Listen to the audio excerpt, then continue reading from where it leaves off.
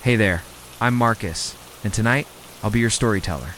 Many of you listen to these tales to help you fall asleep, and I'm honored to keep you company. Before we begin, take a second to like the video and subscribe so you never miss a story.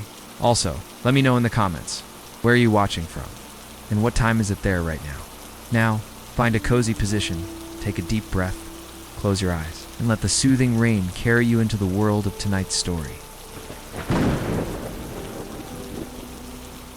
The gravel crunching under my tires was the sound of a new beginning, or so I told myself. Each pop and crackle was a deliberate step away from the city's oppressive hum. The endless sirens and the ghosts of a life I was desperate to leave behind. This house, nestled 2 hours away from anyone I knew, wasn't just wood and nails. It was my fortress of solitude, a self-imposed exile where I could finally hear my own thoughts again. The air here was different, thick with the smell of damp earth and pine, a scent I hoped would cleanse me. My real estate agent called it rustic charm, which was a polite way of saying it was old and needed work. The wooden floors groaned under my weight, like an old man settling into a chair, and the windows seemed to hold a permanent layer of fog, as if they'd seen too many seasons come and go, but it was mine. Every peeling strip of wallpaper, every faucet that dripped with a maddeningly inconsistent rhythm, was a project, a distraction, a way to keep my hands busy and my mind from wandering back to the dark. The first week was a blur, of unpacking boxes and battling spiders that seemed to have claimed squatters' rights. I established a routine quickly, a simple, monotonous loop that felt like a shield. Wake up with the sun, a pot of strong black coffee, and then hours of manual labor sanding floors, patching drywall, painting walls a sterile, unassuming white. It was grueling, satisfying work that left my body aching and my mind blissfully empty by the time the sun dipped below the tree line, painting the sky in hues of orange and bruised purple. Evenings were for quiet contemplation, or at least that was the goal. I'd sit on the porch, a glass of whiskey in hand, and watch the fireflies begin their nightly dance among the tall grasses. The silence was a physical presence, a heavy blanket that was both comforting and at times unnerving. In the city, you were never truly alone with your thoughts. There was always a car horn or a distant argument to cut through the noise in your head. Here, there was nothing but the crickets and the whisper of the wind. My job was as remote as my new home, a soulless data entry position that paid the bills and required minimal human interaction. It was the perfect arrangement, allowing me to be a ghost in the machine, a name on a payroll without a face. My days were my own, and my nights were spent, logged into a system, transferring numbers from one spreadsheet to another. It was a digital anesthetic, a way to numb the parts of my brain that tended to overthink, to remember, to regret. I avoided mirrors. It started as an unconscious habit, a simple turning of the head as I walked past the bathroom or the hallway. I'd catch a glimpse of a shape, a flicker of movement in my periphery, and my gaze would just slide away. It wasn't a conscious decision, not at first. It just felt easier not to look, not to be confronted with the tired eyes and the premature lines etched around my mouth. It felt easier not to see the stranger who was slowly taking up residence in my own skin. Sleep was a shallow, restless affair. I'd drift in and out of consciousness, caught in a gray space between waking and dreaming. The house had its own. Nocturnal language, the creak of settling timber, the rattle of a loose window pane in the wind, the scuttling of some small creature in the attic. I learned to catalog these sounds, to assign them a rational explanation. It was a way of taming the darkness, of convincing myself that I was still in control of my own small, isolated world. The dream started on the third night. It wasn't a nightmare in the traditional sense, not at first. There were no monsters, no chasing, no falling. It was just a room, a bathroom to be specific, my bathroom. The tiles were the same cracked porcelain. The faucet had the same persistent drip. Everything was exactly as it should be, except for the man on the other side of the mirror. He looked just like me, down to the weary slump of his shoulders, but his eyes were wide with a frantic, desperate energy. He was silent, but his actions were loud. He would press his hands against the glass, his fingers splayed, his knuckles white. I could see the muscles in his forearms straining as he pushed, his face contorted in a silent scream. It felt less like a dream and more like a memory I couldn't place, a distorted echo of something that hadn't happened yet. I'd watch him, a passive observer in my own mind, feeling a strange, detached pity for this other version of me. Then I would wake up, the image of his straining hands seared into my mind. The sheets would be damp with a cold sweat, my heart hammering against my ribs like a trapped bird. I'd stumble into the bathroom, my own bathroom, and stare at the empty, silent mirror. There was no one there, of course, just my own reflection, looking pale and haunted in the dim pre-dawn light. I'd splash cold water on my face, the shock of it a welcome anchor to reality, and tell myself it was just stress. It was the house. It was the solitude. It was anything but what it felt like. Asterisk, I tried to lose myself in the work. To drive the dream from my mind with the rhythmic scrape of a paint scraper and the steady hum of the electric sander. I attacked the hallway with a ferocious energy, stripping away decades of floral wallpaper to reveal the clean plaster underneath.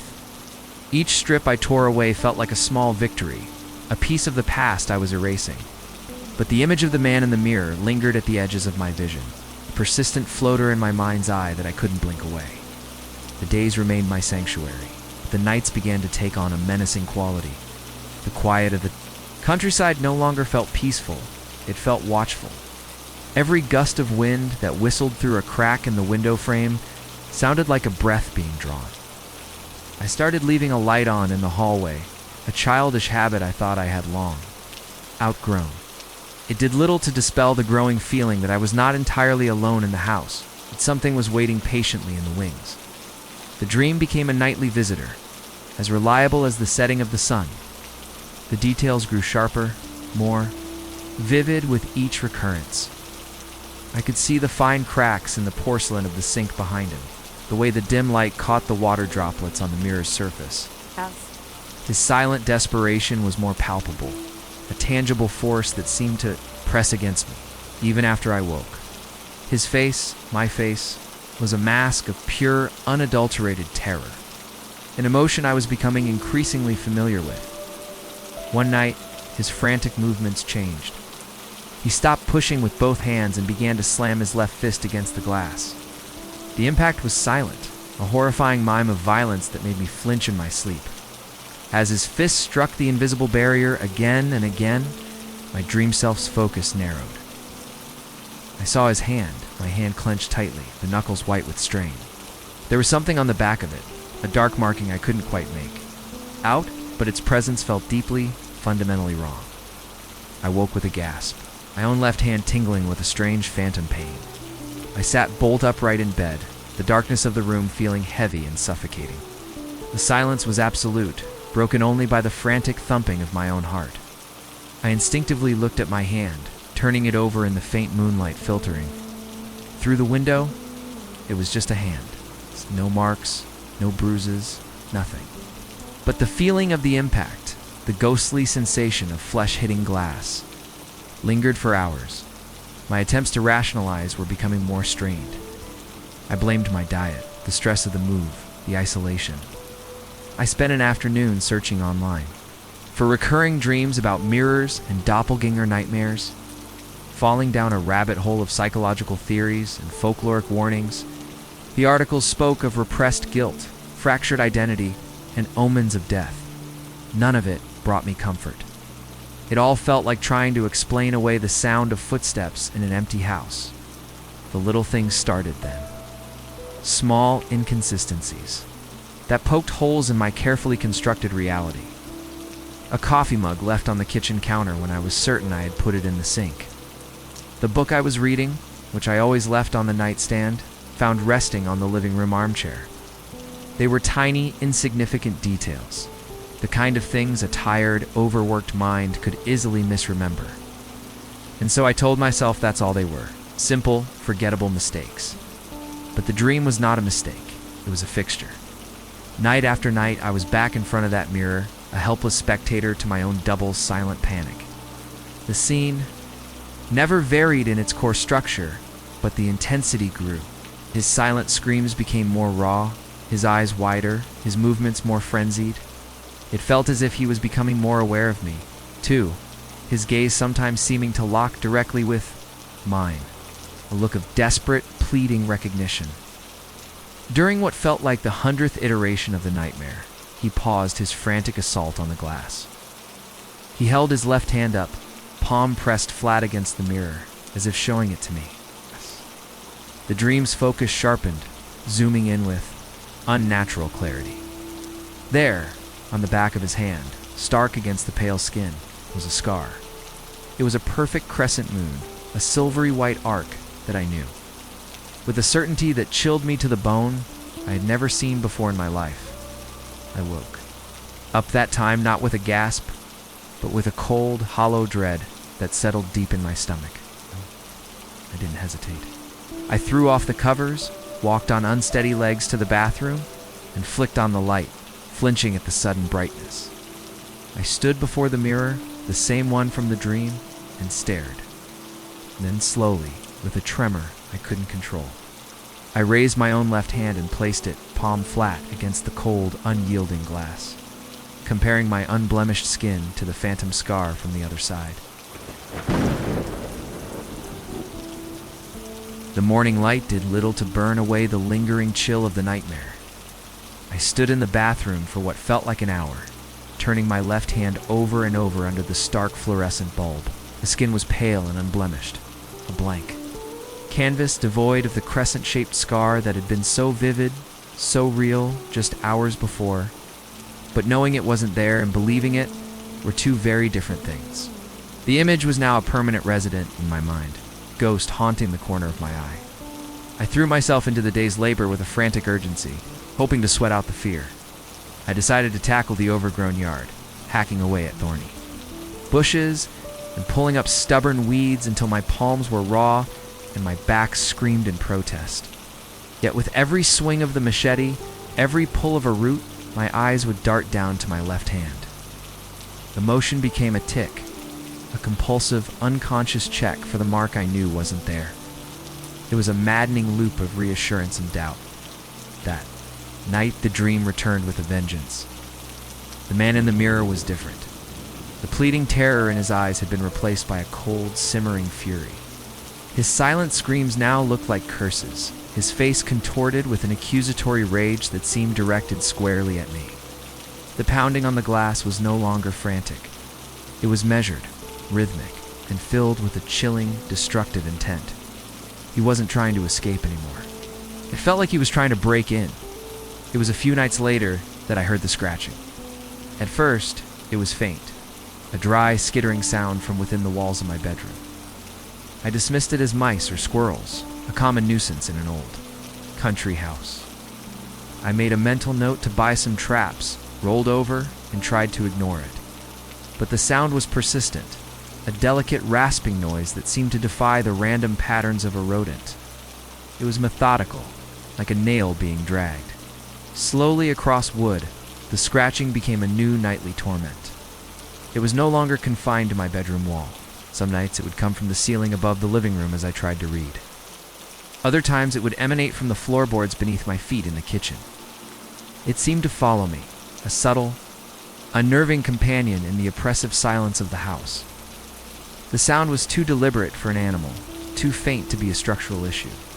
It was something else, something that listened, driven by a mix of irritation and growing dread. I spent a full day investigating. I climbed into the dusty, web-filled attic, finding nothing but forgotten boxes and the skeletal remains of a bird. I descended into the damp, musty basement, my flashlight beam cutting through the darkness, revealing only stone walls and empty space. There were no nests, no droppings, no signs of any infestation. There was no logical reason for the sounds that haunted my nights. The feeling of being watched started in the garden. I was turning over soil for a small vegetable patch, my back to the house when the hairs on my neck stood on end. It was a primal, instinctual feeling, a sudden and certain knowledge that I was not alone.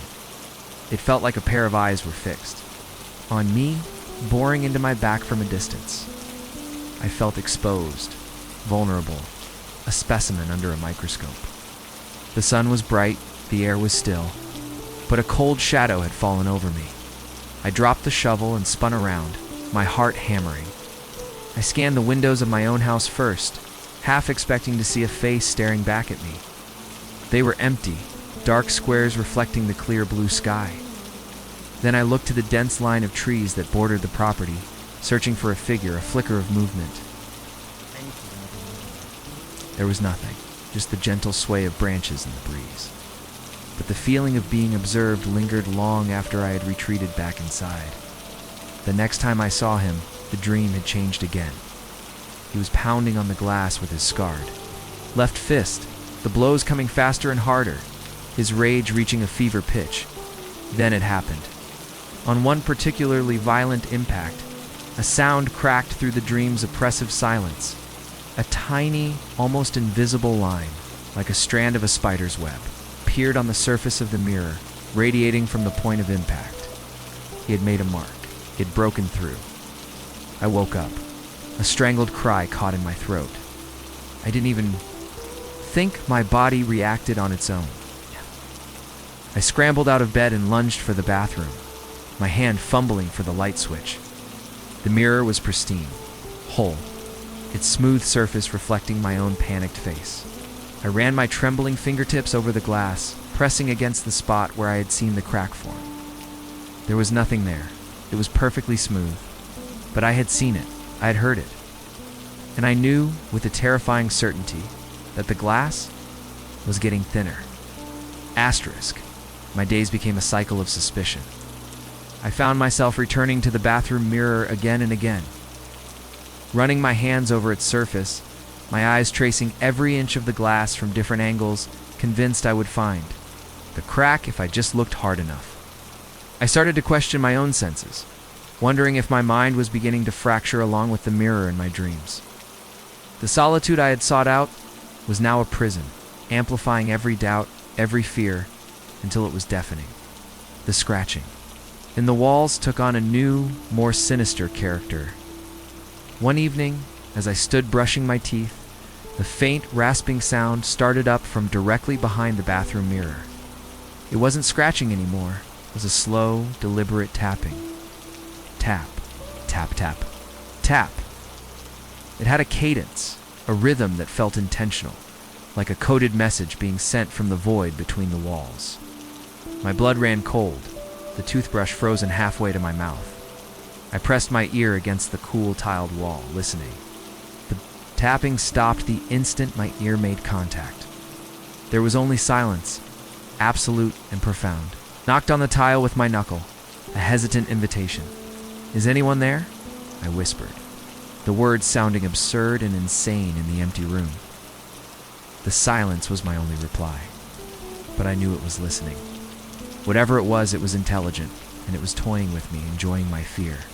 A new scent began to permeate the house, faint and elusive. It was a cold, metallic odor, like the air after a lightning strike, with an undercurrent of something vaguely organic, like freshly turned earth. It was strongest in the hallway outside the bathroom, a phantom smell. That would appear for a few minutes and then vanish completely, leaving me wondering if I had imagined it. It was the smell of a place that was wrong, a space that was becoming contaminated. The feeling of being watched was no longer confined to the outdoors.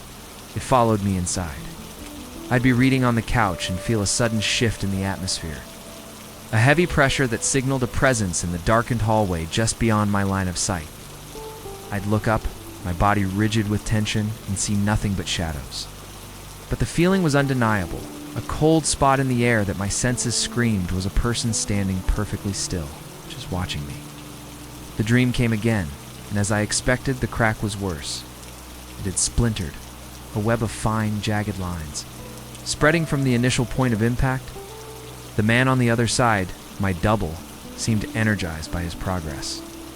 For the first time, his expression of rage was broken by a flicker of a smile.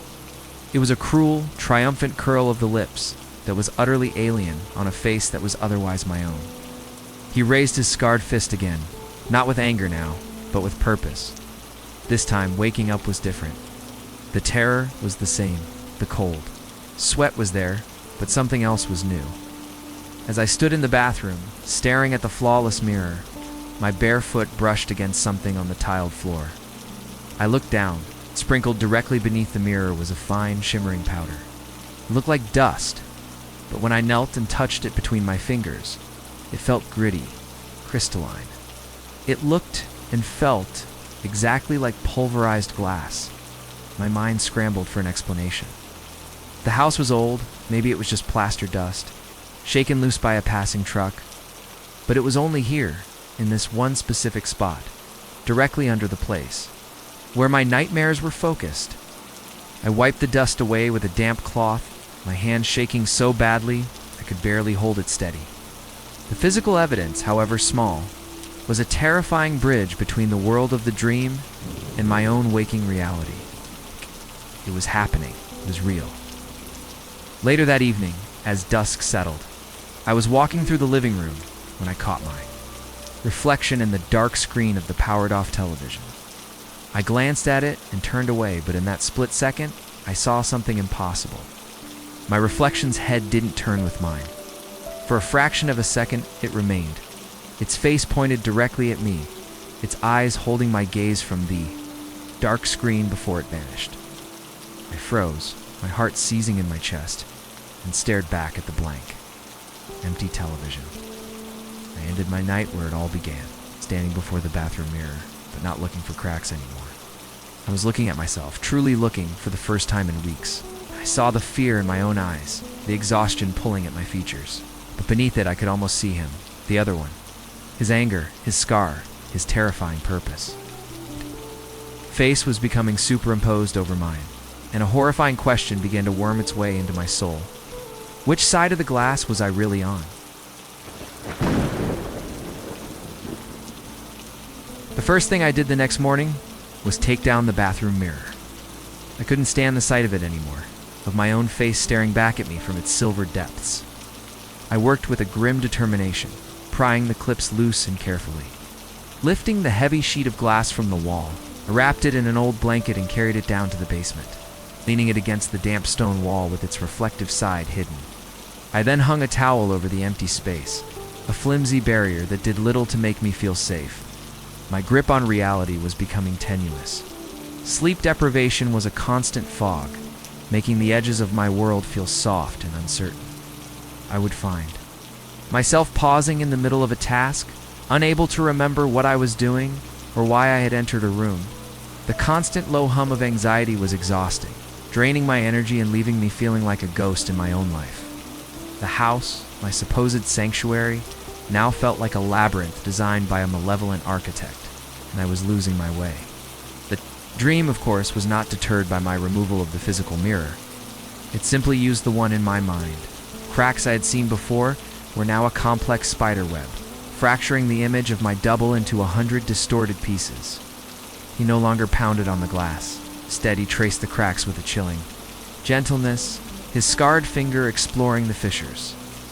It was as if he was studying a map, plotting the final stage of his assault. His expression one of intense, focused concentration. The rain came a few nights later, a torrential downpour that lashed against the windows and drummed on the roof like a frantic heartbeat. The next morning, the world outside was scrubbed clean and glistening. I was in my bedroom, pulling on a shirt, when I glanced out the window. My eyes were drawn to the dark asphalt shingles of the small section of roof just below. And there it was. Sitting in the middle of the clean, wet surface was a single, perfect footprint. Stark and brown against the black dot, my blood turned to ice. It was a clear print, the kind of mark a heavy boot would leave in thick mud. But there had been no mud, only a clean roof washed by rain. More importantly, this was the second story. There were no trees close enough to climb, no ladder leaning. Against the house, there was absolutely no logical, physical way for a person to have stood in that exact spot. It was a message left in a place only I would see. A quiet declaration of an impossible presence. I leaned out the window, the cool morning air doing nothing to calm the frantic pounding in my chest. The print was undeniably fresh, the edges still sharp and distinct. It hadn't been there the day before. I would have noticed. I scanned the yard below the driveway, the woods. looking for any sign of disturbance, any corroborating evidence. There was nothing. Just the impossible footprint, a silent testament to the fact that something had been standing right outside my window while I slept. This was the breaking point. The scratching, the smells, the reflections I had managed to sow my own mind with. Seeds of doubt about all of them, but this was different. This was a physical impossibility, a direct violation of the laws of the world as I knew it. The vague psychological dread I'd been living with coalesced into a sharp, piercing terror. It wasn't just in my head. It wasn't a dream. Something was here, and it could defy gravity to stand outside my bedroom window. The rest of the day passed in a paranoid haze. I checked the locks on the doors and windows a dozen times, my gaze constantly flitting back to the roof outside my bedroom. The footprint remained, a stubborn, terrifying monument to my violated security. Every creak of the old house was now the sound of an intruder. Every shadow in the corner of my eye was a lurking figure. The threat had a shape now, a weight. It could leave tracks, and it was getting closer. The nature of my dream shifted that. Night mirroring my new, more tangible fears. I was no longer standing in front of the mirror. Instead, I found myself floating in the cold night air outside the house, looking in through my own bedroom window. I could see myself asleep in the bed, a vulnerable shape under the blankets. The perspective was nauseating, a dizzying out of body experience where I was simultaneously the observer and the observed, the hunter and the hunted. I saw the world through its eyes. I felt the cold night air, saw the faint glow of the hallway light under the bedroom door, and watched the slow, rhythmic rise and fall of my own chest as I breathed. There was no reflection, no doppelganger, just me, the sleeper, and the chilling sensation of being the one watching from the darkness. I woke up with a profound sense of dislocation, my own bedroom feeling alien and unsafe. I was no longer sure which I was the real one. Asterisk, the feeling of being an observer to my own life clung to me like a shroud. I forced myself to go outside, my movements stiff and robotic, and stared up at the second-floor window. The footprint was still there, a mocking stain on the dark shingles. It hadn't been a dream or a hallucination. It was a fact. A fact that defied all logic and reason, and it was mocking me from just outside the room where I was supposed to be the safest. I was being hunted. I took out my phone, my fingers fumbling as I opened the camera app. I needed a record of this, a piece of objective proof that I wasn't losing my mind. I zoomed in, the image pixelated and shaky, and captured the impossible print. Looking at the photo on the small screen somehow made it worse. It was real enough to be photographed. It was evidence, but for whom? Who would I show this to? Would ever believe the story that came with it? Later that day, in a fit of paranoid diligence, I decided to check every single window and door in the house again. I went room by room, testing the locks, ensuring everything was secure. It was in the small, empty spare bedroom at the end of the upstairs hallway that I found it. The window was shut, but the latch was turned, resting in the unlocked position. It was a window I hadn't opened since the day I moved in. I knew, with absolute certainty, that I had locked it. The realization hit me like a physical blow, knocking the air from my lungs. The footprint wasn't from someone trying to get in. It was from someone who'd already been inside. It stood on the roof after leaving. The unlocked window wasn't a point of entry. It was an exit. The thing that watched me sleep wasn't peering through the glass from the outside. It had been standing in my hallway, perhaps in my very room, before letting itself out. My home was no longer a sanctuary. It was a cage I was sharing with something else. That night, I dragged a heavy oak dresser in front of my bedroom door, a futile barricade that offered only the slightest psychological comfort. Sleep was impossible. I lay in the dark, my ears straining, listening to the house settle around me. Every creak, every groan of the old wood was now amplified, twisted by my fear into the sound of footsteps, of movement, presence. I must have drifted off eventually, because the dream found me again. No, I was back before the fractured mirror, a prisoner in my own mind. The doppelganger was there, his face a mosaic of broken reflections. He leaned forward, his movements slow and deliberate, till his mouth was pressed against one of the larger cracks in the glass. For the first time, a sound bled through from his side. It was a whisper, distorted and faint, like the hiss of escaping gas. I couldn't understand the words, if they were words at all. It was a dry, sibilant sound, a snake-like whisper that seemed to vibrate in my bones. It was a voice that was ancient, and full of a cold, bottomless malice. He was speaking to me, his breath fogging the cracked glass of my nightmare. The barrier between our worlds was not just breaking. It was becoming permeable. He was no longer just a reflection. He was a voice in the dark. I snapped awake, my body rigid with a terror so profound it was paralyzing. I was sitting in a chair in the living room, a heavy fireplace poker resting in my lap, though I had no memory of getting up or arming myself. The house was dead silent. I held my breath, listening, trying to convince myself the whispered voice was only a dream. And then I heard it. A faint, unmistakable sound from upstairs. The soft creak of a single floorboard directly above my head. I froze, my knuckles white as I gripped the iron poker. My gaze was fixed on the darkened archway that led to the staircase. The sound had been too clear, too deliberate to be the house settling. It was a footstep, slow, careful, measured footstep. I strained my ears, listening for a follow-up. My heart hammering against my ribs like a drumbeat of doom. Silence, a long, drawn-out silence that was more terrifying than any noise. Then came the sound that shattered my world. It was quiet, but it cut through the silence like a razor blade. It was the distinct metallic click of a doorknob being turned, slowly and deliberately. It came from upstairs, from the direction of my bedroom. The same bedroom I had barricaded from the inside. But I was down here. I was the only one in the house. I stared into the oppressive darkness of the hallway, paralyzed, knowing that something was in my room. It was about to come out.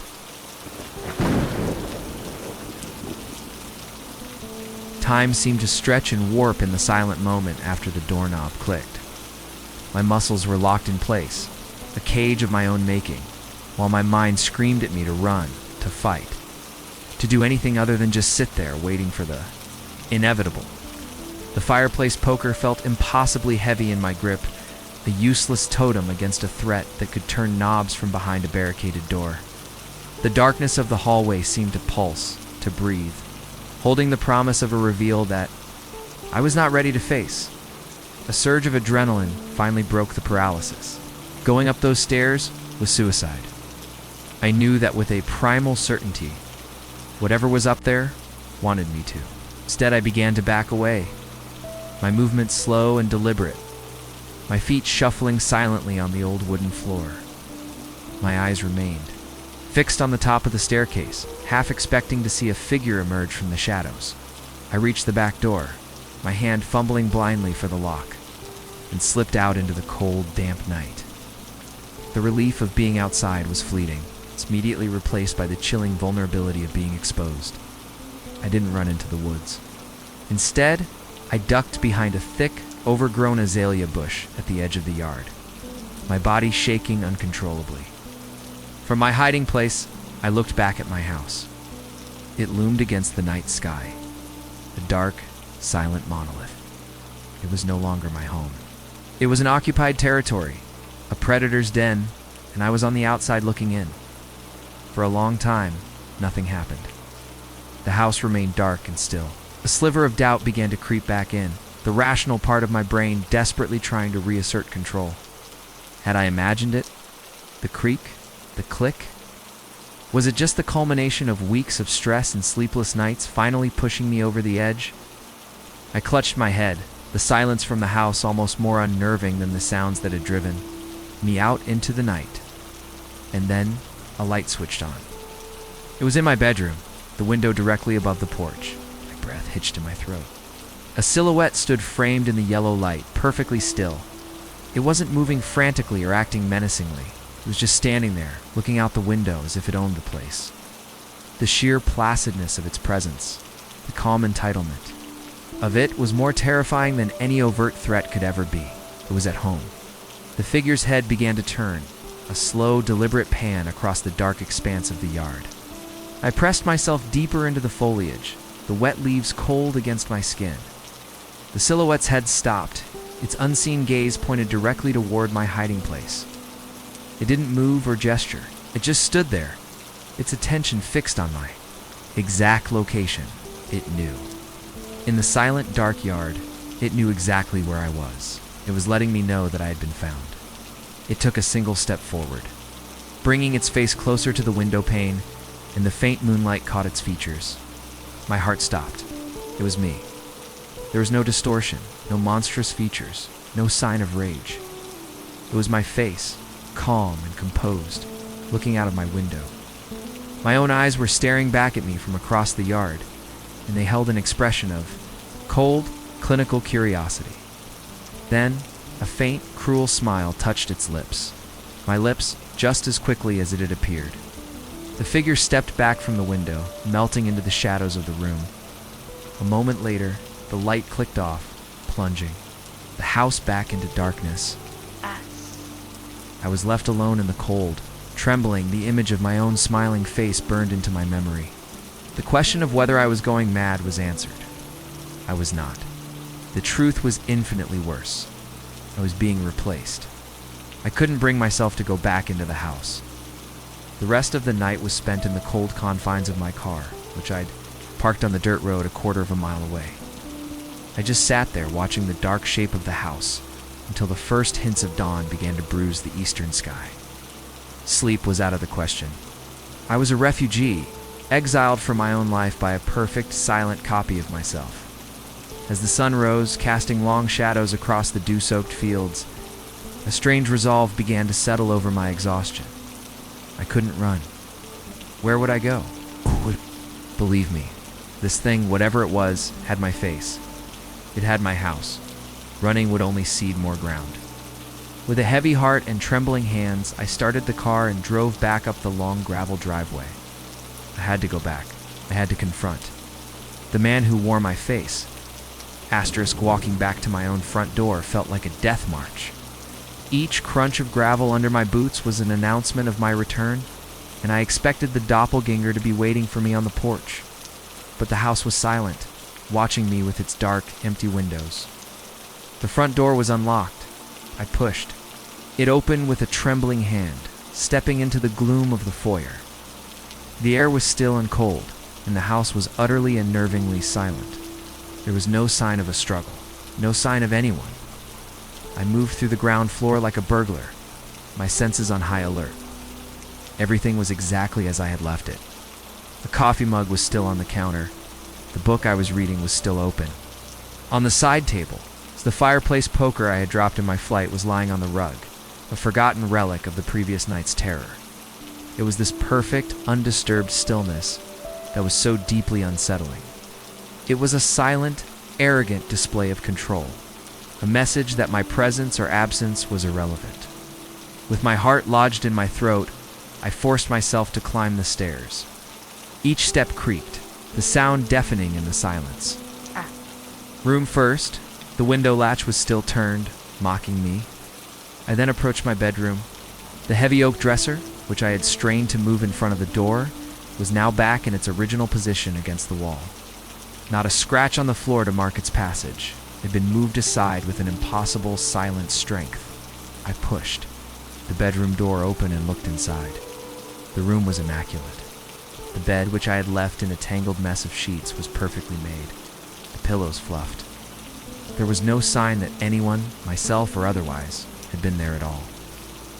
A complete negation of the night's events, a deliberate act of psychological warfare. The entity wasn't just a trespasser. It was an editor, erasing any evidence that contradicted its quiet, complete ownership of my life. A desperate, primal need for a physical sensation, something to anchor me to reality, washed over me. I needed the sting of cold water on my skin. I walked into the attached bathroom, my eyes fixed on the floor, deliberately not looking at the blank wall where the mirror once hung.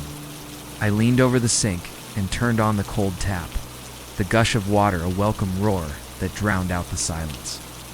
I cupped my hands, letting the icy water pool in my palms as I splashed the water onto my face. A flicker of movement, or rather, a flicker of wrongness caught my eye. I paused, the water dripping from my chin, and looked down at my hands, still resting in the white porcelain basin. My gaze fixed on my left hand. There, under the thin film of water, was a line. A faint, silvery white line that stood out against my pale skin. It was a line that shouldn't have been there. My breath caught. I turned off the tap and lifted my hand, bringing it closer to my face with a dread-filled slowness. The line was a scar. It was thin, almost translucent, as if it had healed years ago, yet I knew it was brand new. It was a perfect, elegant crescent moon, arcing across the back of my hand. The same scar from the dream. The same scar I had seen on the fist of my mirror image as he shattered the glass. I stumbled backward, away from the sink, my body colliding with the wall. My mind refused to process what my eyes were seeing. It was impossible. My hand had been unmarked when I'd fled the house hours earlier. The scar wasn't a wound. It was a creation, a piece of my nightmare that had crossed over and embedded itself in my own flesh. The boundary between the dream world and the real world hadn't just been breached. It had been utterly annihilated. I touched it. The skin was smooth, but it was undeniably scar tissue. This was a horror, far deeper than a mere haunting. The terror of an external intruder was one thing. This was an invasion of the self. The entity wasn't just in my house anymore. It was in me. A horrifying question began to bloom in the new, profound silence of my mind. Was the man in the mirror a doppelganger sent to torment me? Or was he a memory, clawing his way out? Part 1 was over. The subtle infestation had given way to a stark and terrifying reality. I was no longer just a man being haunted. I was a man marked, a man whose own body was becoming a canvas for his terrors. Staring at the impossible crescent.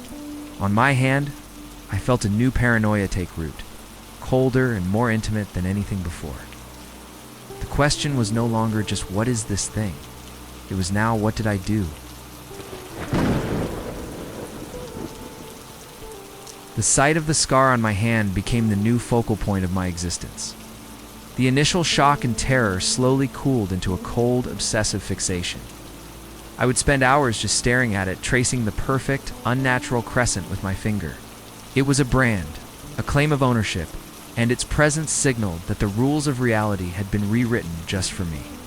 The fear was still there, a constant thrumming beneath the surface. But now it was mixed with something new, a grim, desperate need for answers, and a budding desire to fight back. My first act of defiance was to weaponize technology.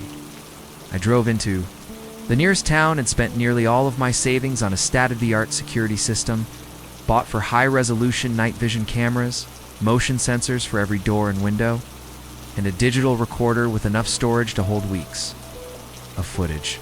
This thing was going to share my space. I was going to put it under a spotlight.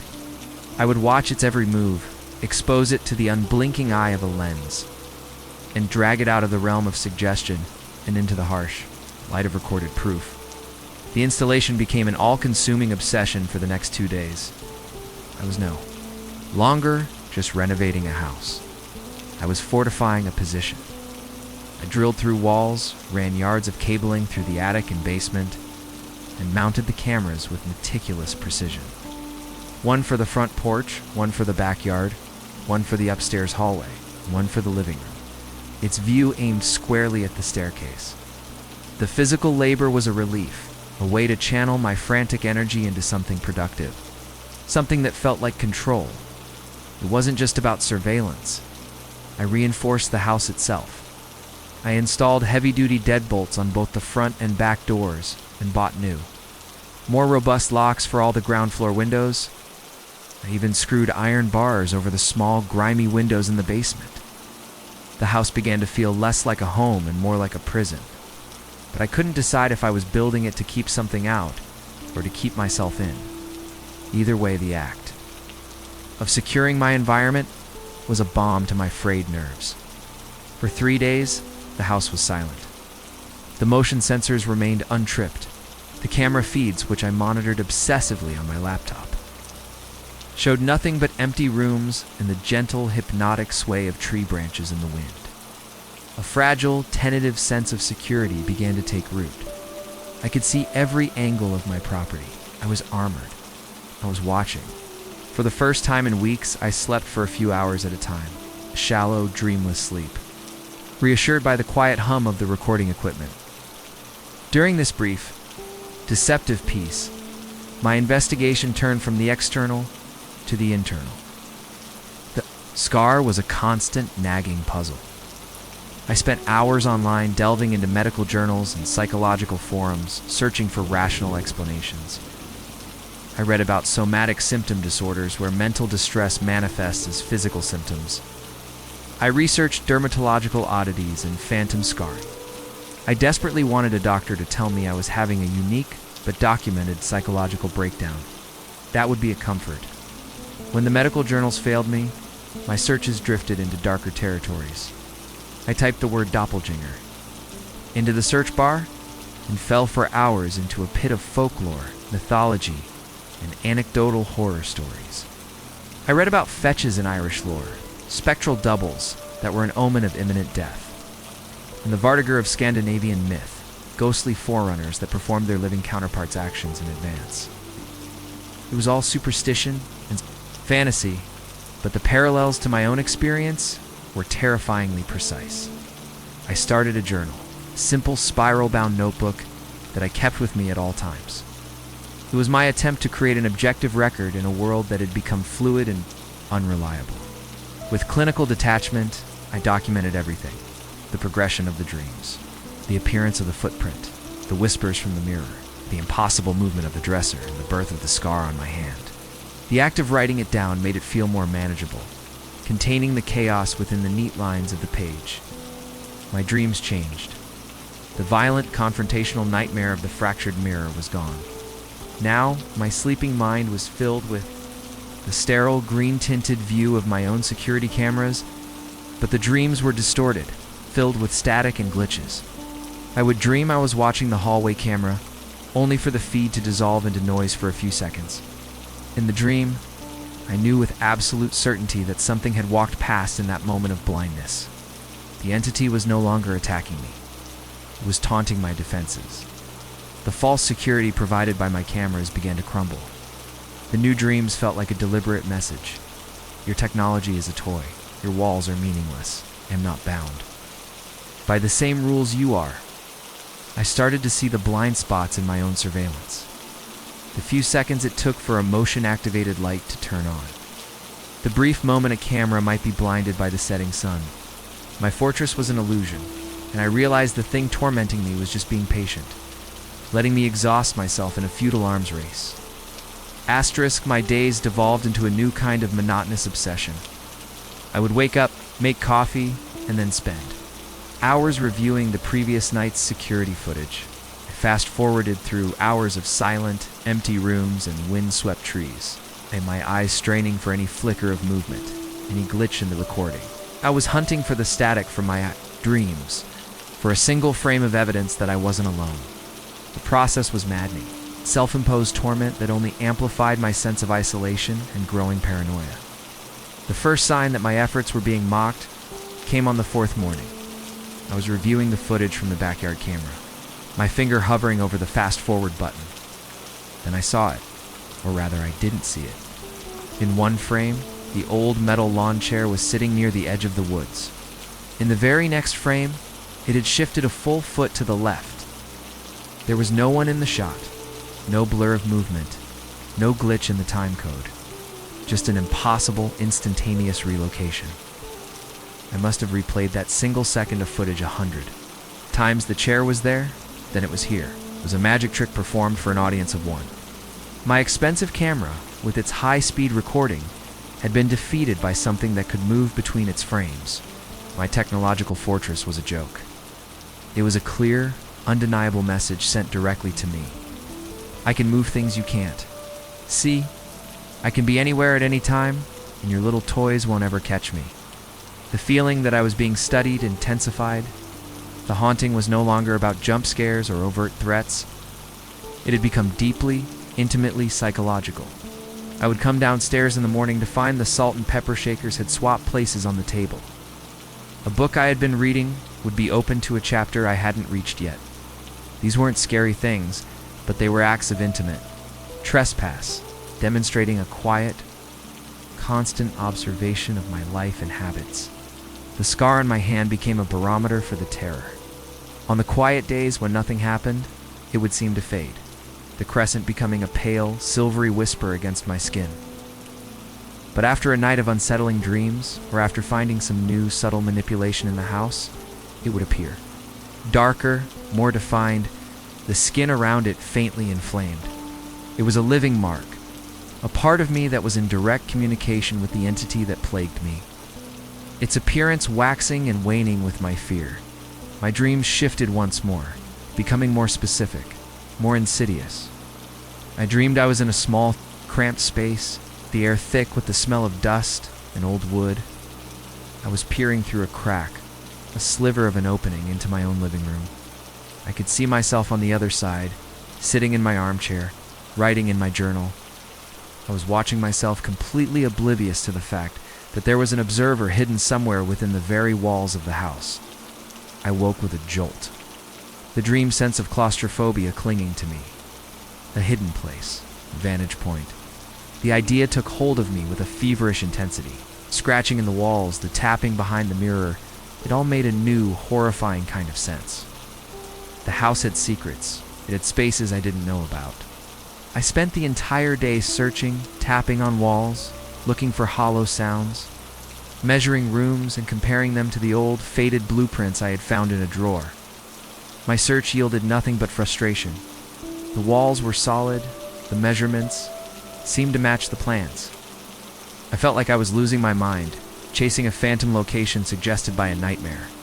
But the feeling persisted, the certainty that I was missing something, hidden corner or a forgotten closet from which I was being perpetually observed.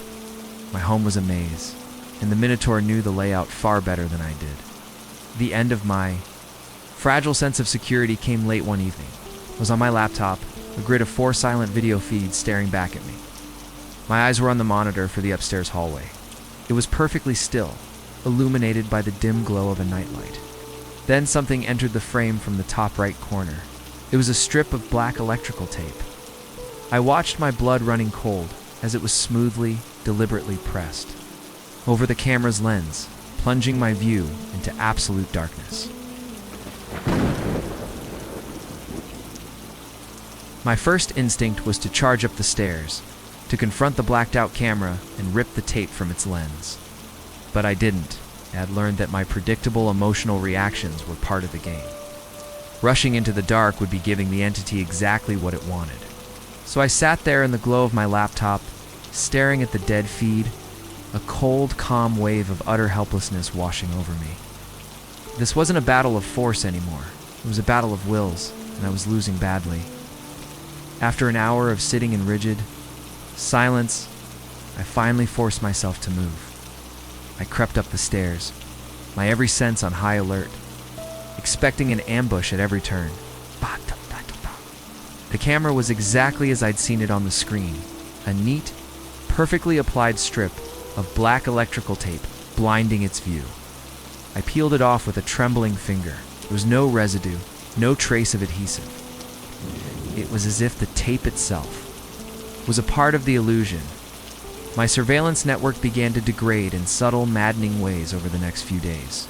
Backyard camera's feed became permanently, inexplicably blurry, as if constantly viewed through a haze, though the lens itself was pristine every time I cleaned it. The audio on the living room camera, my last bastion of interior monitoring, developed a persistent low-frequency hum that drowned out all other sound. My technological eyes and ears were being systematically and elegantly decommissioned. Then the gifts started. The first one was waiting for me on the front porch one morning, placed neatly on the doormat. It was a small lead toy soldier, its red-painted uniform chipped and faded. My breath caught in my chest. It was my favorite childhood toy, one I hadn't seen in over 30 years.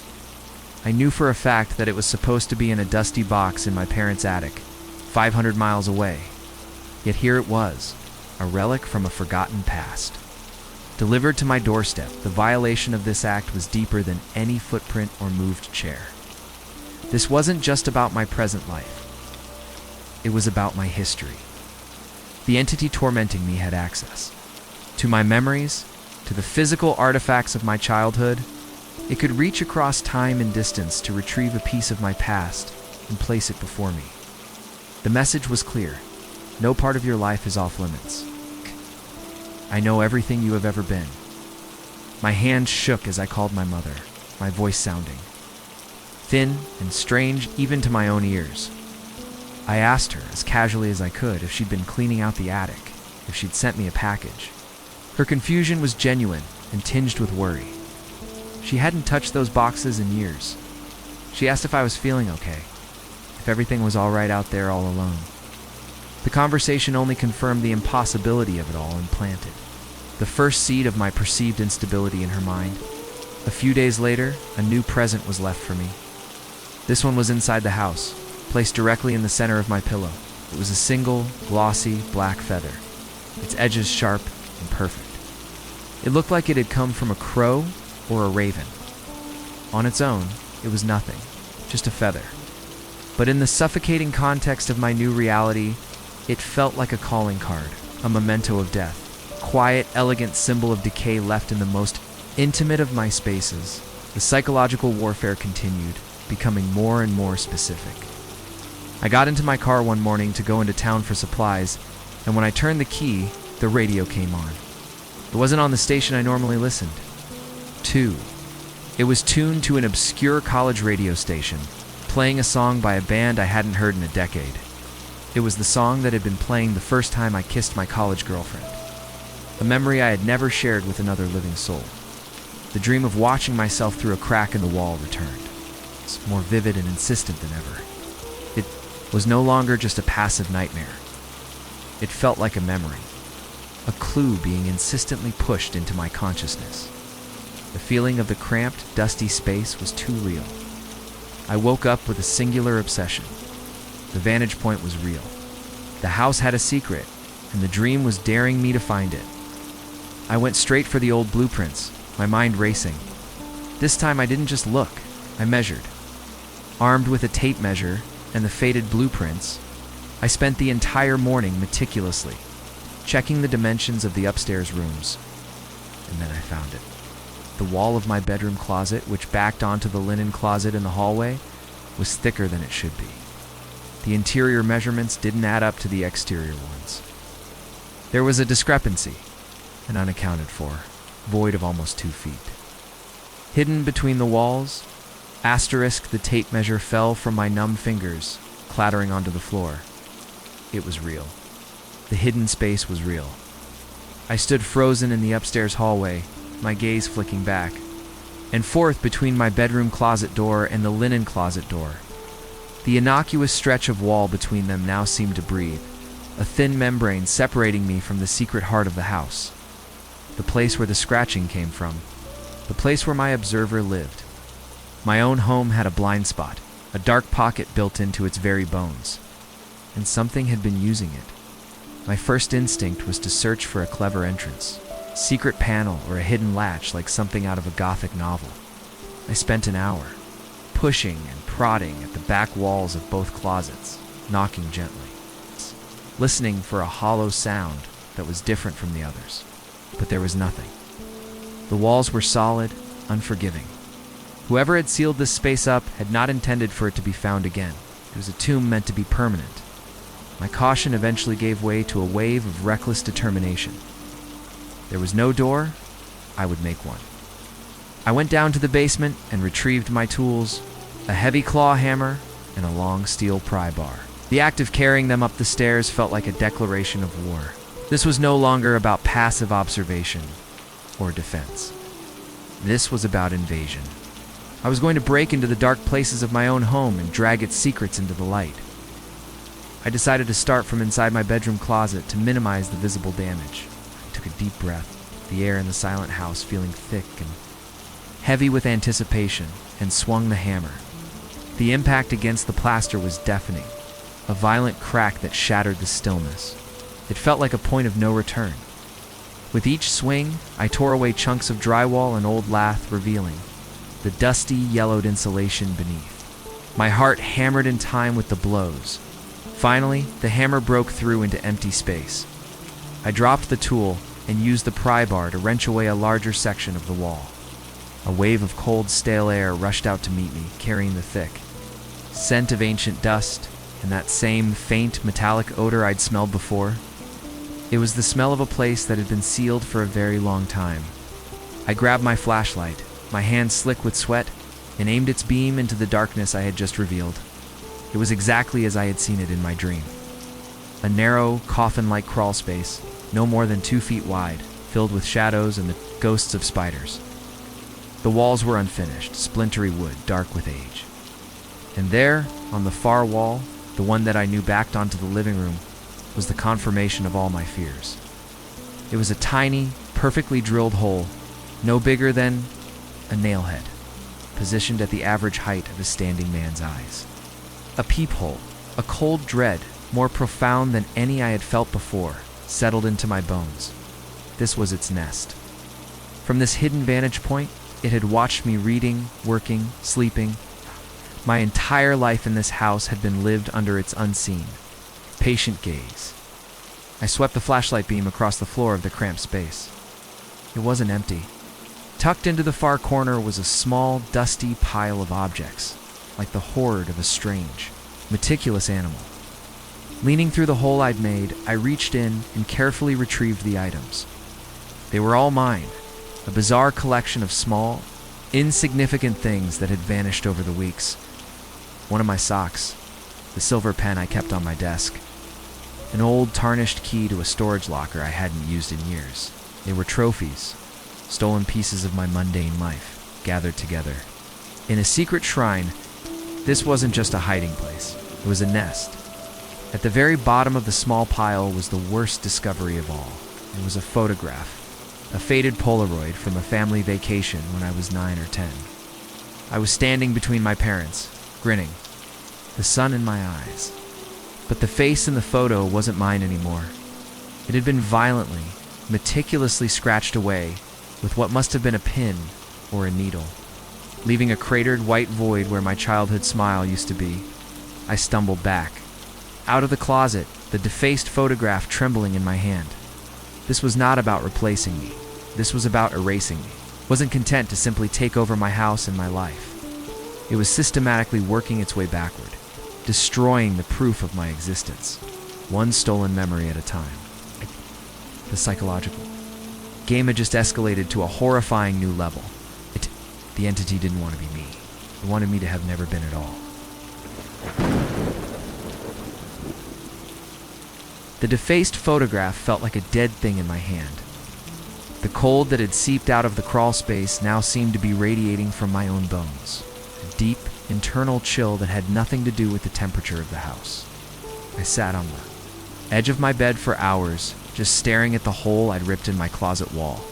It was a wound in the house, a dark, gaping mouth that had swallowed my history and spat back a void. The fear of being replaced was gone, supplanted by the far more profound terror of being erased. I couldn't endure this alone anymore. The silence of the house had become a form of torture, amplifying my own spiraling thoughts. I needed a voice from the outside world, a tether to the reality I felt slipping away from me.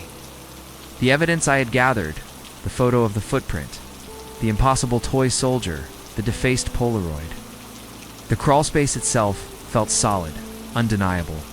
Surely, someone else would see. With trembling hands, I picked up my phone and called Mark, my oldest friend. The conversation was a disaster from the first word. I tried to sound calm, rational, like a man describing a series of logical, albeit bizarre, events. But my voice was thin and reedy, cracking with exhaustion and barely suppressed panic. I started with the subtle things, the moved objects and strange sounds, trying to build a case. But I could already hear the shift in his tone from friendly concern to a more cautious, placating patience. He was listening to me like a doctor listens to a delusional patient. When I finally got to the crawl space, my voice rising with a frantic need to be believed, there was a long, heavy silence on the other end of the line. A hidden peephole, he repeated slowly, the words dripping with disbelief. I pressed on, my words tumbling out in a rush. describing the stolen items and the scratched-out photograph. I could almost hear him nodding, picturing me alone in that old house, my mind slowly unraveling from the stress and solitude. His response, when it came, was gentle, kind, and utterly devastating. "Dave, have you been sleeping?" he asked softly. "This move, the new job, it's a lot to handle alone. Maybe you just need a break. Why don't I drive out this weekend? You can board that hole up, get you a solid night's sleep." He wasn't hearing about a haunting, he was hearing a breakdown. He didn't believe in my monster, believed I had become my own. I hung up the phone feeling 1,000 times more alone than before. The last bridge to my old life, to objective reality, was now flooded with the waters of pity and concern for my sanity. My fear was now tinged with a bitter, burning humiliation. I wasn't just a victim of some unknowable entity. In the eyes of the world, I was just another man who had cracked under pressure. My tormentor had not only invaded my home, it had successfully discredited me to my closest friend. A new, desperate thought took hold. If a friend wouldn't believe me, maybe a stranger would. Someone official. Someone trained to see evidence and follow facts. It felt like a long shot, a truly hopeless gesture, but I had to try. I looked up the number for the county sheriff's department. I wouldn't tell them about doppelgangers or dreams. I would be concise. I would report a stalker, a series of break-ins. I would sound like a citizen, not a madman. To my surprise, the dispatcher was calm and professional. Without question, and said she would send a deputy to take a statement when one was available. For a few brief shining moments, a spark of hope ignited in my chest. A police officer, a uniform, a badge, a symbol of order in my chaotic world. Maybe he would see the impossible footprint, the unlatched window, the hole in the wall, and see a pattern of criminal trespass, not mental collapse. The deputy who arrived a few hours later was a portly man in his late 50s. His face etched with the kind of weary resignation that comes from dealing with the strange and lonely corners of the county for 30 years. I met him at the door, trying to project an aura of calm stability. I invited him in and began to lay out my case, my carefully prepared speech suddenly feeling flimsy and theatrical under his impassive gaze. I started with what I thought was my strongest piece of physical evidence: the photograph of the muddy footprint on the second-story roof. I held out my phone, showing him the picture I had taken. He glanced at it for a moment, his expression unchanging, and handed it back to me. "Could be from anyone," he said, his voice a gravelly monotone. "Roofer from years ago, kid playing a prank. You said yourself it rained hard. Could have washed an old mud stain into view. Happens. Asterisk." My carefully constructed dam of rationality began to crack. "It wasn't old," I insisted, my voice louder than I intended. "It was fresh." "And what about the window?" I led him upstairs to the spare room, pointing at the unlatched window. I explained my theory that the intruder had been inside and had used it as an exit. He was a physical presence, I argued, someone who knew the house intimately. This was proof of a sophisticated stalker, not a ghost. The deputy sighed, a sound of profound professional boredom. He walked over to the window and examined it with a cursory glance. He ran a gloved finger along the sill, showing me the thick, undisturbed layer of dust. "No prints, no scuffs, no sign anyone's come through here recently," he stated flatly. "Old houses have quirks. Latches get loose, what expands and contracts. You're living alone in a big old place, son. It's easy to get spooked by the noises they make." As a last desperate gamble, I led him to my bedroom closet. "This," I said, my voice trembling with a mixture of fear and hope. "You can't explain this away." I told him about the dream, the measurements, the discovery of the hidden void. I knew how it sounded, a rambling, paranoid fantasy. But I pointed to the jagged hole in the wall. It was using this space as a nest. It was watching me from in there. My final, undeniable proof was just beyond that wall. He peered at the hole, then unclipped the large flashlight from his belt and aimed its powerful beam inside. My heart hammered against my ribs. Now he would see. He would have to believe. The beam cut through the darkness, illuminating the raw wooden planks and the dusty air. But that's all it illuminated. The crawl space was completely, spotlessly empty. The pile of my stolen belongings, the little trophies from my life, was gone. There was a pile of things. Right there in the corner, I stammered, pointing a shaking finger into the void. A sock, a pen. It was there this morning, I swear it. I sounded exactly like what he thought I was. A man unhinged, seeing things that weren't there.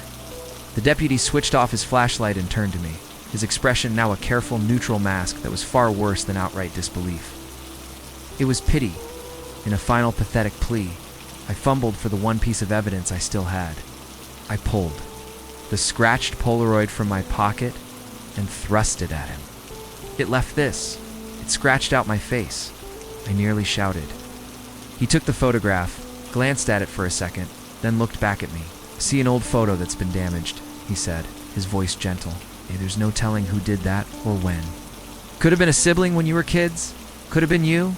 His visit ended soon after. He handed me a business card with a number for the county's crisis support line and gave me a tired, paternal talk about the importance of getting enough sleep. He suggested I board up the hole in the wall and maybe think about getting a dog. As he left, I felt the last door to the outside world click shut. My stalker hadn't just evaded the police, it had used them as a weapon against me, cementing my status as unstable and unreliable. I stood in the oppressive silence of the house, the deputy's parting words echoing in my ears. I was completely, utterly alone now. My evidence had literally vanished into thin air. My story dismissed as the ramblings of a troubled mind. The entity had orchestrated this perfectly. It had systematically severed every tie I had to help, to belief, to sanity. It had pushed me onto a tiny, crumbling island, and now it was surrounding me on all sides. I looked down at my left hand, at the crescent-shaped scar. In the dim afternoon, light, it seemed to glow with a faint internal luminescence. It was darker, more vivid than it had been that morning. This was the one piece of evidence it couldn't take from me, the one proof that was written into my own skin. But it was a proof that no one else could verify, a brand that served only to further isolate me within my own terrifying reality. A chilling realization washed over me. The entity didn't need to lay a hand on me to destroy me. It had done something far more insidious. It had turned my own mind into a prison and made the entire world my unwitting guards. It had isolated me, discredited me, and stripped me of my own credibility until the only person left who knew the truth was me. And, staring at the scar, I was beginning to doubt even that. Despair is a quiet, heavy thing. After the deputy left, a profound sense of defeat settled over me, a thick blanket of apathy that smothered the sharp edges of my fear. What was the point of fighting anymore? The enemy was a ghost that could edit reality, erase evidence, and wield my own sanity as a weapon against me. I didn't bother boarding up the hole in the closet wall. It felt like putting a bandage on a gaping chest wound. The house was already lost. I was just a tenant now, waiting to be evicted. I abandoned my routines. The security footage went unreviewed. My journal lay closed on the nightstand, its pages filled with the ravings of a man nobody believed. I stopped barricading my door. I wandered through the rooms in a fog of resignation, feeling the invisible eyes on me, not with terror, but with a dull, weary acceptance. I was a rat in a maze, and I was tired of running. Let the scientist do what he would. I simply didn't have the energy to care anymore. The house grew quiet, as if sensing my surrender. The subtle torments, the moved objects, the phantom sounds ceased. This new silence was more unnerving than the constant activity had been. What's a watchful, patient silence, the kind that precedes a storm? It felt as if the entity, having exhausted the fun of its psychological games, was now gathering its strength for a final, more direct statement. The quiet was not peace. It was the deep breath before the plunge. After 2 days of this oppressive stillness, I couldn't take it anymore. The house was suffocating me, its silence pressing in on all sides. I had to get out to see other human beings, to remember what a normal world looked like. I drove into town with no purpose, ending up in a small, dingy coffee shop. I sat there for hours, nursing a single cup of coffee, just watching people come and go, their lives blissfully untouched by impossible scars and whispering walls. I dreaded going back. As afternoon bled into evening, I found myself driving aimlessly. Down country roads, the setting sun painting the sky in violent streaks of orange and purple. The thought of returning to that silent, waiting house was a physical weight in my stomach, but I had nowhere else to go. This was my life now. Finally, with a sigh that felt like it came from the deepest part of my soul, I turned the car around and headed home. The first thing I saw as I pulled into the driveway sent a jolt of pure adrenaline through my weary body. The front door was ajar, just a crack, no more than an inch, but it was a glaring violation in the twilight. I was pathologically meticulous about locking that door now. I would check the deadbolt 3, sometimes 4, times before leaving. There was no way I had left it unlocked, let alone open. This was a deliberate, blatant invitation. My resignation evaporated, replaced by a cold, sharp-edged fear. This was different. This was bold. I killed the engine and sat in the car for a long moment. The ticking of the cooling engine, the only sound. I grabbed the heavy tire iron from under the seat, its weight a small, inadequate comfort in my hand. With my heart hammering against my ribs, I got out of the car and walked slowly toward the gaping black slit of my open front door. I pushed the door open and stepped into the gloom. "Hello," I called out, my voice sounding weak and thin in the cavernous silence. "Is anyone here?" There was no reply. The downstairs was still and dark, nothing out of place, nothing disturbed. It was the same chilling tidiness, the same arrogant cleanliness as before. It was a predator that didn't make a mess, a ghost that wiped its feet at the door. The tension was suffocating. My feet felt like lead as I forced myself to climb the shelf. Stairs, gripping the tire iron so hard my knuckles were white. Each step was a universe of dread. The spare room was empty. The bathroom was empty. I reached my bedroom at the end of the hall, its door closed as it should be. Taking a shallow breath, I pushed it open and flicked on the light, my eyes darting into every corner, expecting a confrontation. But the room was empty, the bed neatly made, everything in its proper place. A wave of confusing relief washed over me. I sagged against the doorframe, my mind reeling. Was this it? It's just an open door to scare me?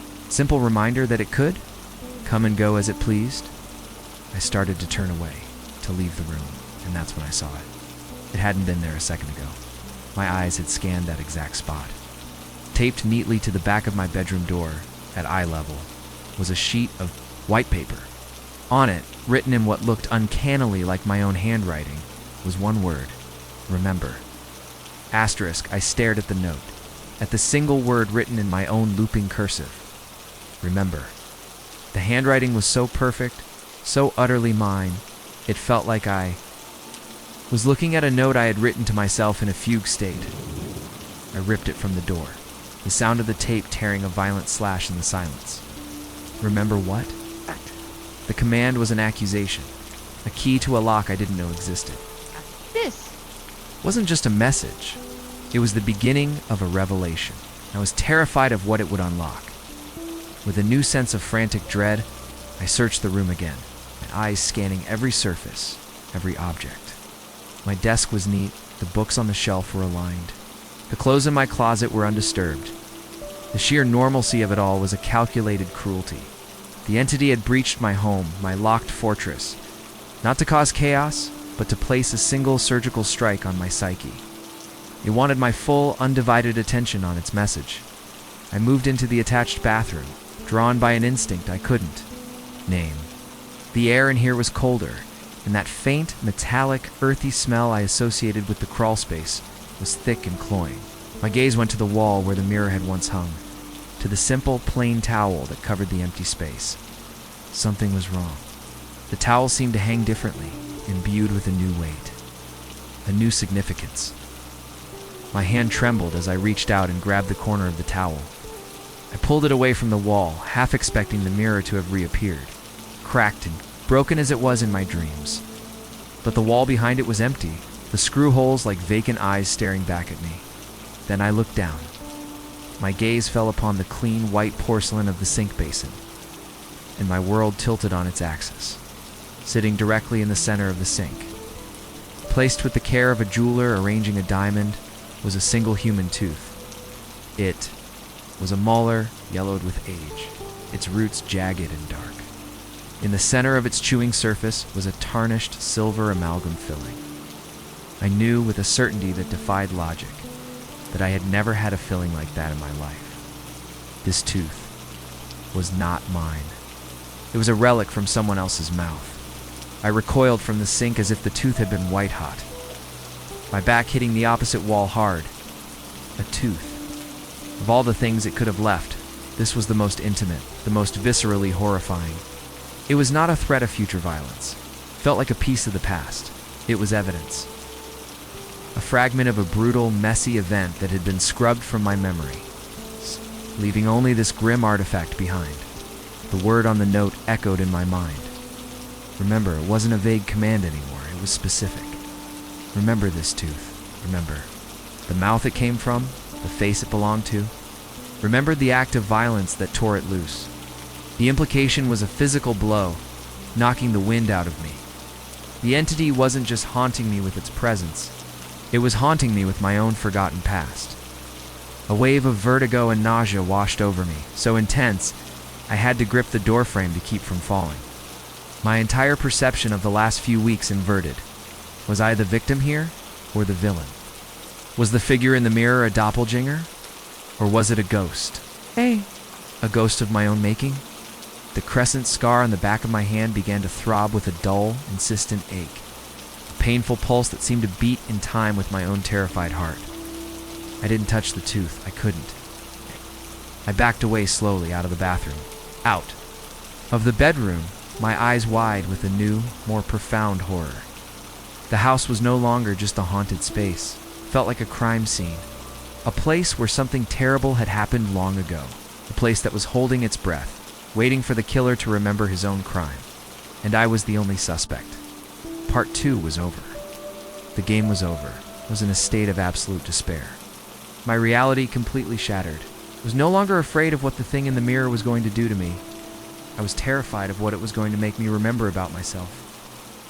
My prison was no longer the house, it was my own skull. And there was no escape from that. My only way out was through. The despair didn't last. It was too exhausting, too passive. In its place, something colder and harder began to form in the pit of my stomach. The question of what was happening to me was replaced by a singular, burning need to know what I had done. The fear was still a constant companion, but it was no longer paralyzing. It was fuel. I was no longer a victim hiding from a ghost. I was an amnesiac investigator, and my own mind was the crime scene. The passivity was over. The hunt had begun. My first act in this new role was to secure the evidence. I walked back upstairs, my steps firm and measured, and entered the bathroom. The tooth was still sitting in the sink, a tiny, obscene monument to my forgotten past. I didn't flush it away. I found a small Ziploc bag in the kitchen, and using a pair of tweezers, carefully picked up the tooth and sealed it inside. I did the same with the note that read, "Remember," were no longer threats, they were clues. Exhibit A and Exhibit B, I consciously and deliberately severed my last ties to the outside world. I switched off my phone and unplugged the modem. There would be no more desperate calls for help, no more searching for answers online. The world outside this house had nothing for me but pity and disbelief. The truth, whatever its horrifying shape, was here. It was in the walls, it was in the silence, and it was locked somewhere deep inside my own skull. My isolation was no longer a curse, it was a necessity. I opened my journal again, but my perspective had completely shifted. I reread my own entries, the frantic accounts of strange sounds and moving objects, but I was no longer reading them as the testimony of a haunted man. I was reading them as the ramblings of a potentially unreliable narrator, a suspect.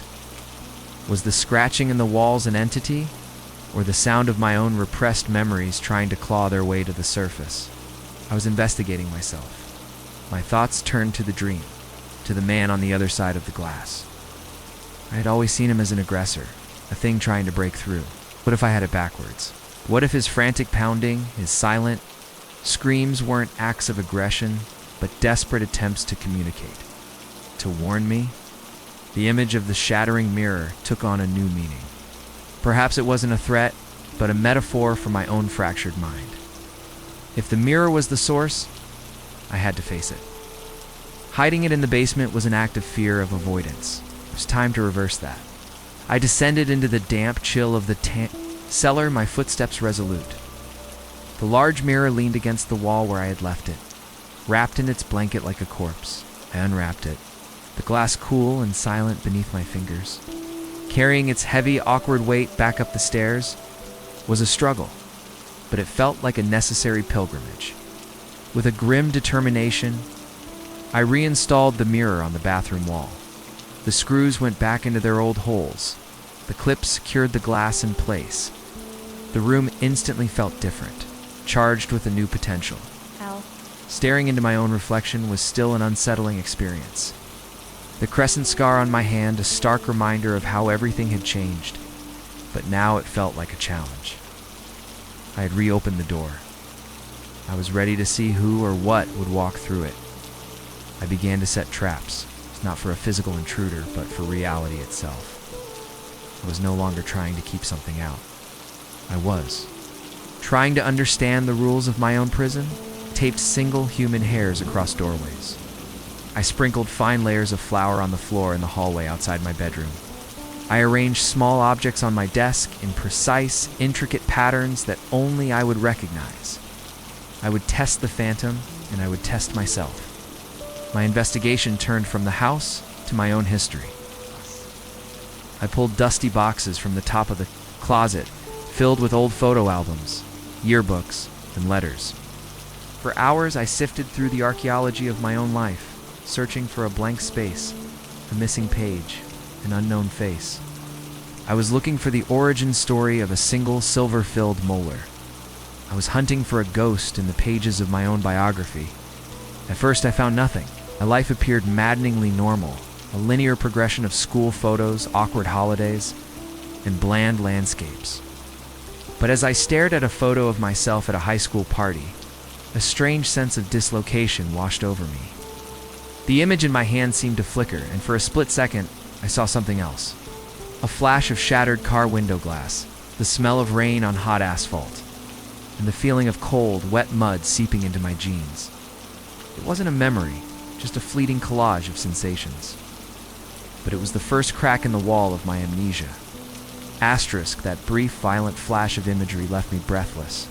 It was the first piece of data that had come from inside my own head, not from the entity's manipulations.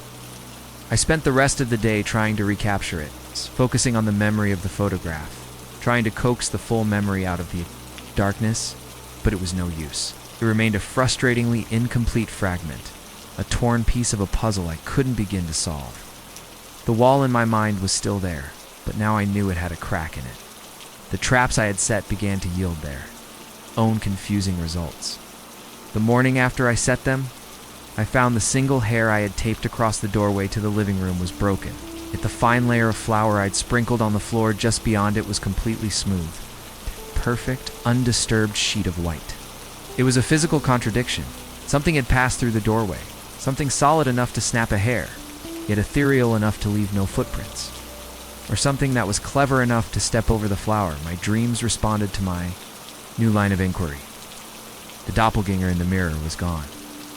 Now, when I slept, I dreamed I was walking through the house, but it was subtly wrong. The wallpaper was a different pattern. The furniture was older, covered in dusty sheets.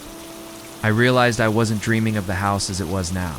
I was dreaming of the house as it used to be, before I ever set foot in it. I was walking through someone else's memories of this place. In this dream memory of the house, I found myself drawn down into the basement. It wasn't the empty, damp space I knew. It was cluttered with forgotten things, shadowy shapes hidden under canvas tarps. And there was a feeling of profound dread. A cold spot in the dream's atmosphere that seemed to emanate from one of the stone walls. I knew with the unshakable logic of a dream Something was hidden there. Something I was not supposed to find. I woke before dawn, the dream clinging to me like a shroud. I didn't hesitate. I grabbed my flashlight and the heavy pry bar and descended into the real basement. It was as I remembered it, cold, empty, and silent. But the dream had felt too specific. It wasn't a fantasy. It was a map. I began to inspect the foundation walls, running my hand over the cold, rough-hewn stones. My flashlight beam dancing across the ancient mortar. It took me almost an hour, but I found it. On the far wall, behind where the old furnace must have stood, was a section of stone that didn't quite match the rest. The mortar was a slightly different shade of gray, its texture less weathered, more sandy. It was a patch, crude but effective attempt to make one section of the wall look like the rest. My heart began to pound a slow, heavy rhythm against my ribs. The dream was real. I wedged the tip of the pry bar into a crack in the newer mortar and pushed. It resisted, but then with a grating crunch, a stone came loose. The work was slow and exhausting. I pulled the heavy stones out one by one, creating a dark, gaping hole in the foundation of my house. The cold, metallic scent that I had come to know so well poured out of the opening, a wave of foul, stagnant air that nearly made me gag. When the hole was big enough, I aimed my flashlight into the cavity. It wasn't a room or a passage, just a small, dark alcove that had been sealed behind the wall, and it wasn't empty. Lying on the damp earth floor was a small wooden box, its surface dark with rot. With a sense of grim finality, a feeling that I was about to cross a threshold from which I could never return. I reached into the darkness and pulled it out. The box was light, its hinges long since rusted away. The lid came off in my hands, crumbling at the edges. I shone the light inside. It wasn't filled with bones or anything so gruesome. Instead, resting on a bed of dirt and dried leaves, was a collection of small, mundane objects. A woman's silver locket, tarnished with age, a single pearl earring, a set of car keys attached to a cheap plastic keychain shaped like a palm tree. Beneath them was a wallet. It was made of worn leather, warped and stiff from the damp. My fingers felt numb, disconnected from my body as I opened it. Inside, behind a cloudy plastic window, was a driver's license. The photo was faded and water damaged, the colors bleeding into one another. But the face was still visible. It was a woman, smiling faintly at the camera. A woman I had never seen. Before, in my entire life, my investigation had just become infinitely more complicated. Staring at the face of the woman on the driver's license, I felt the last of my theories crumble to dust. This wasn't my ghost. This wasn't a memory of my own violence. This was something else entirely, something more complex and horrifying. Who was this woman? And why were the relics of her life buried in the foundation of my house? The name printed on the license, Catherine Billick, meant nothing to me. Yet I felt a deep, instinctual certainty that it should. My amnesia was a void, and I was staring into its depths. I carried the box and its sad, damp contents upstairs as if I were transporting a bomb. Laid everything out on my desk, a grim tableau of a life interrupted. The locket, the earring, the keys, the wallet. They felt like sacred objects, and I, the profane intruder who had disturbed their rest. I was no longer an investigator trying to solve a crime. I was an archaeologist who had unearthed a cursed tomb, and the curse was now mine to bear. With trembling fingers, I worked at the tarnished silver locket. The clasp was stiff with dirt and time, but it finally gave way with a small click. I eased it open. Inside were two tiny circular photographs, protected from the worst of the decay by the tightly sealed case. On one side was Catherine Billick, the same faint smile on her lips as in her license photo. On the other side was a man with my face but younger, happier. A man I did not recognize, yet knew was me. The sight of that photograph, of me smiling beside this forgotten woman, was a physical blow. The world tilted, the air rushing from my lungs. This wasn't just a forgotten event. This was a forgotten life. A whole relationship, a whole history had been carved out of my mind, leaving no scar tissue, no trace of its existence. doppelganger. It wasn't a ghost or a demon, it was a memory. It was the part of me that still remembered her. As this realization dawned, the house itself seemed to react. A sudden, inexplicable cold swept through the room, raising goosebumps on my arms, though all the windows were shut tight. From the bathroom down the hall, I heard a new sound. It wasn't a scratch or a tap. It was a slow, heavy, resonant drip. Drip, drip, like water falling from a great height and striking porcelain. But I knew with absolute certainty that my faucets were not leaking. I was being summoned. The final act was about to begin. I walked towards the bathroom, my feet moving of their own accord. I was no longer in control. I was a puppet being drawn to center stage. I stood before the mirror I had rehung, a silent challenge that was finally being answered. My reflection stared back, my face pale and gaunt, the crescent scar on my hand seeming to throb with a faint, sickly light. I did not breathe. I waited. Slowly, the face in the mirror began to change. It shimmered, the lines softening, and the image of the other me, the doppelganger, bled through. But the fury that had defined him was gone. The accusatory rage in his eyes had been replaced by an expression of profound, weary sadness. He looked at me not with hatred, but with a deep, sorrowful pity, as if he were watching a loved one succumb to a terminal illness. And then he spoke. The voice wasn't a whisper from a dream, and it wasn't a sound in the room. It resonated from the center of my own skull, clear and calm and full of grief. "You buried her," he said, his reflection's lips not moving. "You buried her memory and her things in the car. And when you couldn't bury the guilt, you buried me." As the last word echoed in my mind, the figure in the mirror raised its scarred left hand, palm facing outward. It wasn't a threat. It was a key. The moment it did, a searing pain erupted behind my eyes and my mind fractured. A torrent of memories, sharp and brutal, flooded the void. The screech of tires on a wet road, Catherine screaming my name. Da-da-da-da-da.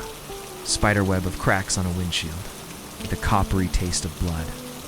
The argument we'd had, the choice I'd made.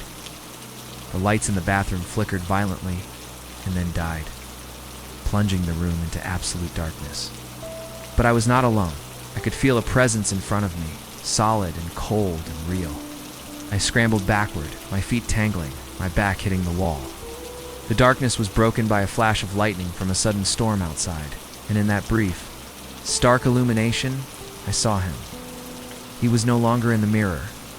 He was in the room with me, standing where my reflection should have been, his sad eyes fixed on mine, his scarred hand held out towards me.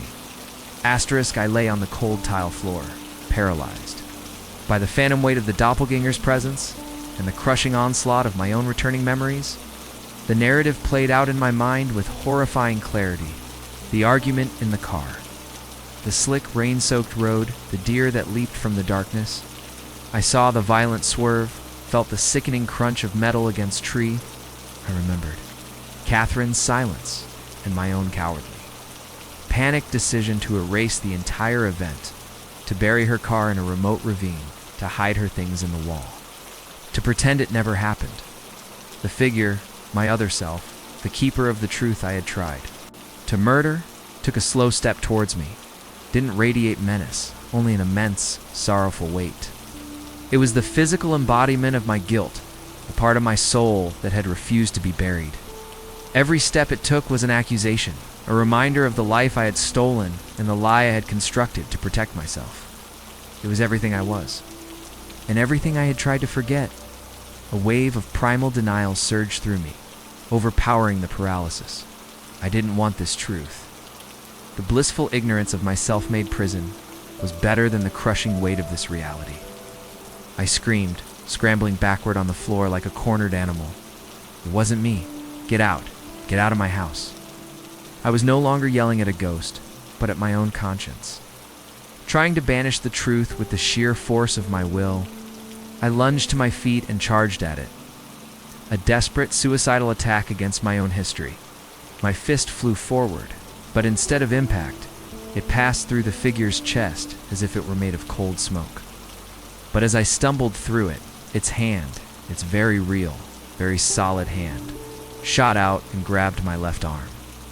The grip was like iron and a burning cold, a psychic frostbite, seared through me from the point of contact. Under its touch, the final memory clicked into place with agonizing clarity. In the moments after the crash, amidst the chaos of shattered glass and twisted metal, I had reached for her. My hand had plunged through the broken passenger side vanity mirror, and a shard of glass had sliced a deep crescent-shaped gash across the back of my hand. The scar wasn't a mark left by the dream. Scar was the source of it. It was mine. It had always been mine. I am the part you threw away. The voice resonated inside my head, no longer sad, but full of a cold declarative. Power. The part that stayed at the crash. The part that remembers her name. You can't kill a memory. He, the memory of my guilt, was all that was left of that night. He was not a ghost haunting me, but a fractured piece of my own soul that had finally clawed its way back to the surface to demand a reunion. He began to dissolve, not vanishing into thin air, but flowing like smoke into me. I screamed, a raw, guttural sound of pure agony, as I felt the cold presence seep into my skin, my bones, my mind. It was the feeling of two magnets with the same polarity being forced together. A violent, painful reintegration of the man who forgot and the man who remembered. My fractured psyche was being hammered back into one piece, and the process was excruciating. The house seemed to groan under the psychic strain. The lights flickered and burst, and on the wall, the great mirror. The nexus of my torment cracked from top to bottom with a sound like a gunshot. It held for a moment a spider web of fractures before shattering completely, cascading to the floor in a waterfall of glittering, silvered shards. And then silence. The storm outside passed. The presence was gone. I was alone in the dark, panting, bleeding, but for the first time in a long time, I was whole. Weeks have passed. Or maybe it's months. Time is a fluid concept now. I still live in the house. I have nowhere else to go. The haunting is over, because you cannot be haunted by something that is inside you. I remember everything now.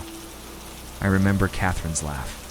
The color of her eyes, the weight of her head on my shoulder, and I remember the silence in the car after the crash.